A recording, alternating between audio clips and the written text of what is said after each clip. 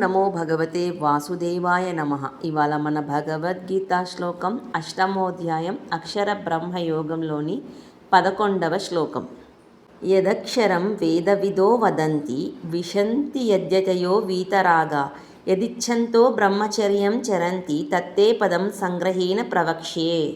ఈ శ్లోకానికి అర్థం వేదాలను బాగా తెలిసినవారు అక్షర బ్రహ్మం అంటే నాశనం లేని పరబ్రహ్మం అని చెప్పేది ఏదో, రాగద్వేషాలను జయించిన యోగులు చేరుకునేది ఏదో, దానిని పొందాలని కోరుకొని బ్రహ్మచర్యాన్ని ఆచరించేవారు ఏ లక్ష్యాన్ని ఆశిస్తారో ఆ పరమపదాన్ని ఇప్పుడు నీకు సంక్షిప్తంగా వివరిస్తాను.